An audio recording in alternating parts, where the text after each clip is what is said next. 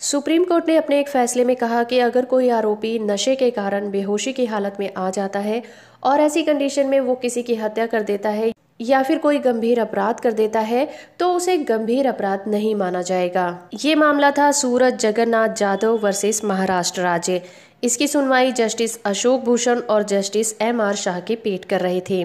और उनके सामने विवाद ये था कि आरोपी ने जब अपनी पत्नी पर केरोसिन डालकर माचिस से आग लगाई थी तब वो शराब के नशे में था। उसकी हालत ऐसी थी कि वो समझ नहीं पा रहा था कि वो क्या कर रहा है। ये भी दलील दी गई कि उसने मर चुकी पत्नी को बचाने की कोशिश की और उसे बचाने के लिए उसने उस पर पानी भी डाला, जिसकी वजह से उसे चोटें भी आईं। अभियुक्त की तरफ से पेश हुए वकील ने कालूराम वर्सेस राजस्थान राज्य केस का हवाला दिया था, लेकिन कोर्ट ने इस फैसले पर भरोसा नहीं जताया और ये कहा कि इस केस में ऐसे सबूत पेश नहीं किए गए हैं कि अभियुक्त बहुत ज्यादा नशे के कारण बेहोशी की हालत में था और ये साबित नहीं होता कि उसने नशे की वजह से अपना आपा खो दिया था और उसे बिल्कुल पता नहीं था कि वो क्या अपराध कर रहा है। कोर्ट ने भी संतोष वर्सेस महाराष्ट्र राज्य और भगवान तुकाराम डांगे वर्सेस महाराष्ट्र राज्य केस का हवाला दिया और इस मामले को खारिज करते हुए बेंच ने कहा कि जिस तरह से आरोपी ने अपनी पत्नी पर मिट्टी का तेल डाला